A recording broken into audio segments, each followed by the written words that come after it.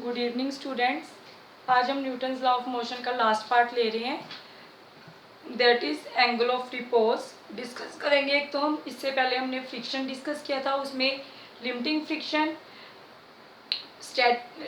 Friction और static friction या फिर काइनेटिक फ्रिक्शन हमने डिस्कस किया था। आज हम डिस्कस करेंगे angle of repose as well as rolling friction. सबसे पहले एंगल ऑफ रिपोज क्या है, अगर मैं आपको जनरल टर्म्स में बताऊं तो एंगल ऑफ रिपोज क्या होता है कि अगर आपके पास कोई स्मूथ प्लेन है और एक इंक्लाइन प्लेन है, अगर इन दोनों के बीच एंगल लेट इन दोनों के बीच का थीटा है, ठीक है, तो ऐसे तो नहीं कि अगर आपने यहाँ पे कुछ ये पेन ही मैं मतलब मार्कर ही मैंने प्लेस किया तो ये स्लाइड हो जाएगा, ऐसा तो नहीं है। जैसे जैसे ये एंगल इंक्रीज होता जाएगा वैसे वैसे क्या होगा, मार्कर हमारा स्लाइड होगा। एंगल ऑफ रिपोज मीन्स हमारे पास क्या है, वो स्टेज जहाँ पे जो बॉडी है आपकी वो क्या हो जाएगी, स्लाइड डाउन हो जाएगी, जस्ट बिगिन टू स्लाइड, अभी स्लाइड नहीं हुई, स्लाइड होने वाली है, that is our angle of repose. मतलब अभी तक हमारी बॉडी क्या है, रेस्ट में है, बट जैसे ही एंगल इससे बढ़ेगा तो हमारी बॉडी क्या हो जाएगी, स्लाइड हो जाएगी, that is our angle of repose. अब हम इसके कंसेप्ट को समझते हैं। एंगल ऑफ रिपोज, फ्रिक्शन का ये पार्ट है आपका एंगल ऑफ रिपोज, और इसको हम रिप्रेजेंट करते हैं थीटा आर से। देखिए इसमें होता क्या है, मान लीजिए ये आपके पास कोई स्मूथ प्लेन है, this is our incline plane, यहाँ पे आपके पास कोई मास एम प्लेस हो रखा है, तो जो नॉर्मल डायरेक्शन होगा वो क्या लाएगा, अपवर्ड डायरेक्शन में। डाउनवर्ड हमारे पास क्या लाएगी, अगर ये एंगल थीटा है, ये मैंने पहले कंसेप्ट बता चुकी हूँ वेक्टर चैप्टर वगैरह में, तो यहाँ पे क्या लगेगा, प्रोजेक्टाइल मोशन में एम जी कोस थीटा, इस साइड आपका कंपोनेंट क्या आएगा इसके parallel, that is m ji sine of theta. अब देखिए क्या हो रहा है हमारे पास, जो ये एंगल थीटा है, ठीक है, जैसे ही इस एंगल को हम इंक्रीज करेंगे, इंक्रीज करने पे जब ये स्लाइड होने वाली होगी बॉडी, उसको हम एंगल ऑफ रिपोज करेंगे। वो चीज हम समझते हैं इसके थ्रू। एम जी साइन थीटा क्या करेगा, जो ये नॉर्मल रिएक्शन है और एम जी कोस थीटा, ये दोनों फोर्सेस तो क्या हो जाएंगी, बैलेंस हो जाएंगी। ये इसके क्या लग रही है, पैरेलल, यहाँ पे क्या लग रही है, ये परपेंडिकुलर, ठीक है। नॉर्मल रिएक्शन और एम जी कोस थीटा क्या हो जाएंगे, आपस में बैलेंस हो जाएंगे, ओके। और जो ये बॉडी ने स्लाइड करना था, ये स्लाइड क्यों नहीं हो रही, कि उसकी इसके अपोजिट क्या लग रही है, एक फोर्स लगेगी। कौन सी फोर्स होगी, फ्रिक्शन फोर्स होगी, जो कि इसको क्या करेगी, इसके मोशन को रोकेगी, इसको नीचे की तरफ स्लाइड करना है, बट इसके मोशन को क्या करेगी, फ्रिक्शन अपोज करेगी, तो फ्रिक्शन फोर्स इस साइड लगेगी जो कि इसके मोशन को क्या करेगी, अपोज करेगी।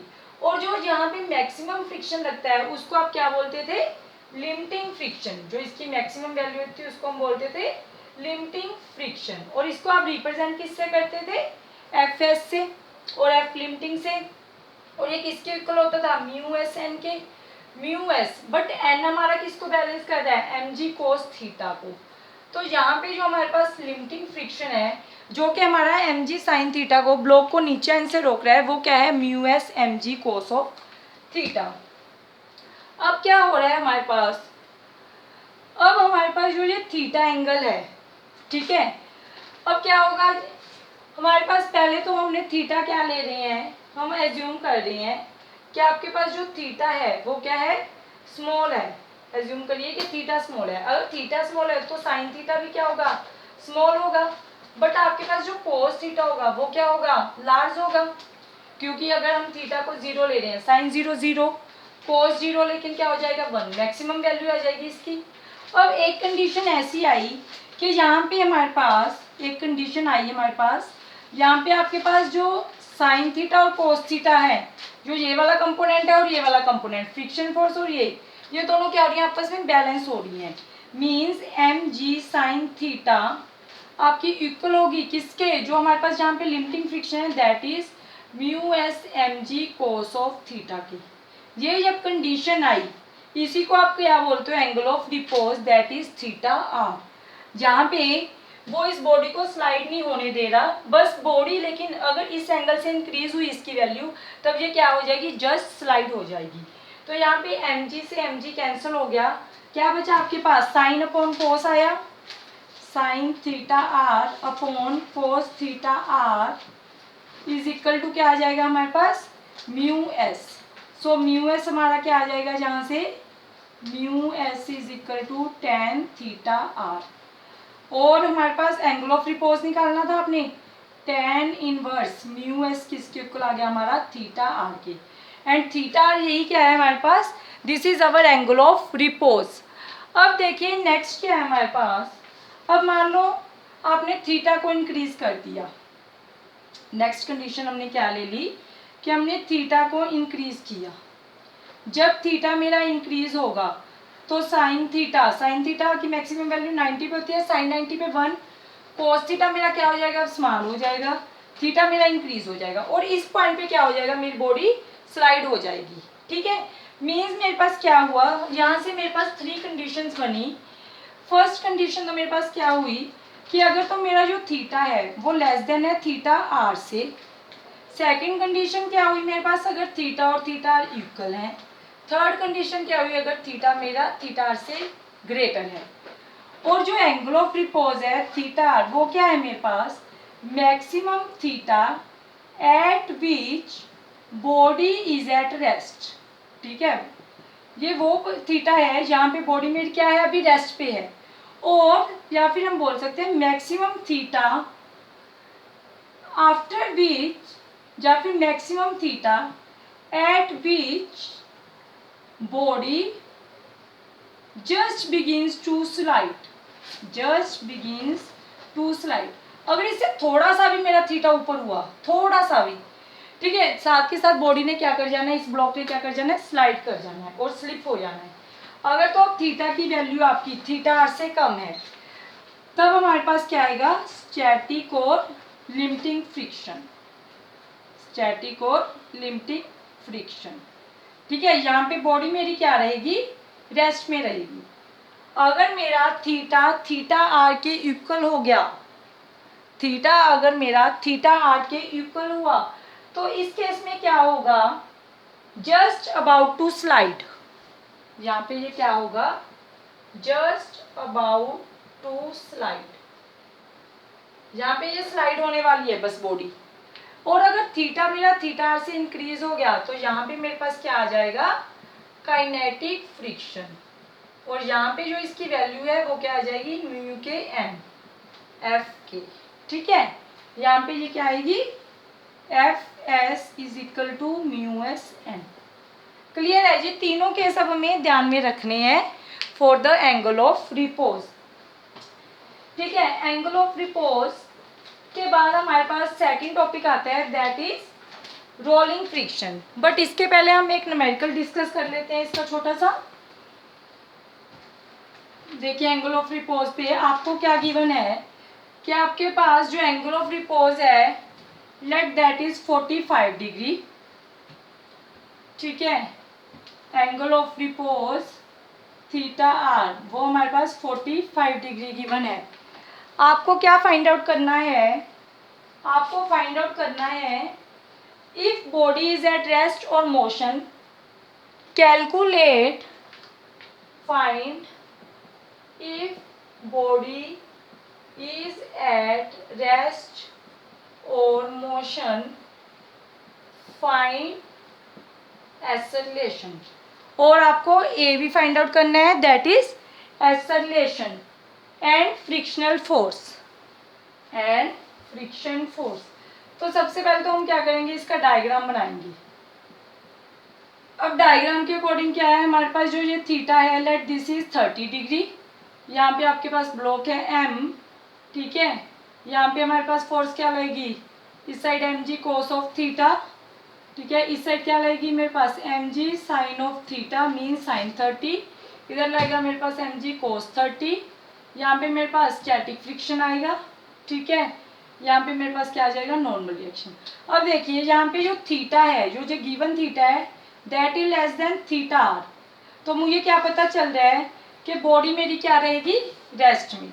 So body is at rest, क्योंकि थीटा आर पे आके वो स्लाइड होने वाली होती है। तो बॉडी रेस्ट में है, तो उसमें फ्रिक्शन कौन सा आएगा, स्टैटिक फ्रिक्शन और limiting friction, that is mu s n which is equal to mu s n किससे बैलेंस हो जाएगा, इस फोर्स से, that is m ji cos of 30 which is equal to mu s. अब हम निकाल सकते हैं क्योंकि हमारे पास क्या था, tan theta R is equal to mu S, और theta R is equal to मेरा क्या था, tan inverse mu S which is equal to angle of repose, sorry mu S is equal to tan theta R, यहाँ पे आएगा मेरे पास tan angle of repose given है tan 45 is equal to mu S which is equal to 1, ठीक है। तो यहाँ पे मेरी ये वैल्यू 1 आ गई, एम जी कोस 30 √3/2, तो ये वैल्यू कितनी आ गई, mg/2 इंटू 1.732। अगर यहाँ पे जो हमारे पास अप्लाइड फोर्स है जो इसको नीचे की तरफ खींच रहा है इस ब्लॉक को, यहाँ पे अगर वैल्यू कैलकुलेट करें तो क्या आएगा, mg sin 30, sin 30 क्या होता है 1/2, तो यहाँ पे फोर्स लगी mg/2, यहाँ पे mg/2 इंटू में दिस, तो मीन्स जो मेरी ये वाली स्टैटिक फोर्स है, यहाँ पे जो फोर्स लग रही है that is more than the applied force, that is mg sin 30। Since मेरे पास क्या है, जो अप्लाइड फोर्स है वो क्या है, कम है स्टैटिक फ्रिक्शन से, सिंस जो मेरे पास क्या है applied force that is come less than the static friction और लिमिटिंग फ्रिक्शन, एफ अप्लाइड मेरा क्या है less than and limiting friction से, तो मेरा क्या मीनिंग हुआ यहाँ पे कि बॉडी मेरी क्या रहेगी, रेस्ट में रहेगी। किसी भी तरीके से हम देख सकते हैं, अगर बॉडी रेस्ट में है तो इसका मीनिंग एक्सेलरेशन क्या है इस केस में 0। नेक्स्ट है आपके पास concept that is rolling friction. Rolling friction आपके पास क्या है, अब तक हमने स्लाइडिंग फ्रिक्शन स्टैटिक फ्रिक्शन और काइनेटिक फ्रिक्शन डिस्कस किया था। रोलिंग फ्रिक्शन में क्या होगा कि एक बॉडी दूसरी बॉडी के ऊपर रोल करेगी, कोई आपके पास स्मूथ प्लेन है, जब कोई भी बॉडी उस पर रोल करती है तब जो आपके पास फ्रिक्शन आता है वो क्या है, रोलिंग फ्रिक्शन। एक तो ये है कि इसके ऊपर कोई चीज़ ऐसे स्लाइड कर रही है, ऐसे खिसके जा रही है, ठीक है, तो क्या आता था हमारे पास, जब दो बॉडीज कॉन्टैक्ट में थी और ऐसे कोई बॉडी स्लाइड कर रही है, स्टैटिक फ्रिक्शन, ठीक है। अगर हम उसकी जगह इसको ऐसे रोल अप करवा दूँ, जैसे ये मेरे पास है, इसको अगर मैं रोल अप करवा रही हूँ तो मेरे पास क्या आता है, रोलिंग फ्रिक्शन। और अब क्या है, एक फ्लोर है, फ्लोर के ऊपर अगर हम किसी बॉक्स को स्लाइड कर रहे हैं तो वो कुछ दूरी पे जाके रुक जाता है, और अगर हम किसी बॉल को रोल कर रहे हैं तो वो काफ़ी दूर तक जाती है। तो इसका मीनिंग क्या है कि हमारे पास जो रोलिंग फ्रिक्शन होता है वो हमारे पास कम है as compared to static friction, ठीक है। रोलिंग फ्रिक्शन मीन्स हमारे पास क्या है, मिनिमम होता है, और ये आता कब है, जब कोई भी बॉडी रोल करती है किसी दूसरी बॉडी के ऊपर। रोलिंग फ्रिक्शन इज, पहली बात तो ये मिनिमम होता है जो हमारा रोलिंग फ्रिक्शन होता है। देखिए सबसे जो मैक्सिमम वैल्यू होती है वो किसकी होती है, स्टैटिक फ्रिक्शन, और लिमिटिंग फ्रिक्शन हमारा सबसे ज़्यादा होता है। देन आपके पास आता है काइनेटिक फ्रिक्शन, देन काइनेटिक के बाद हमारे पास क्या होता है, रोलिंग फ्रिक्शन, ठीक है। मीन्स रोलिंग फ्रिक्शन सबसे कम है, देन काइनेटिक, देन मैक्सिमम कौन सा हमारे पास, स्टैटिक फ्रिक्शन। अब इसमें क्या होता है, when a body rolls over another body, then motion is known as rolling motion and friction which opposes this motion is known as rolling friction।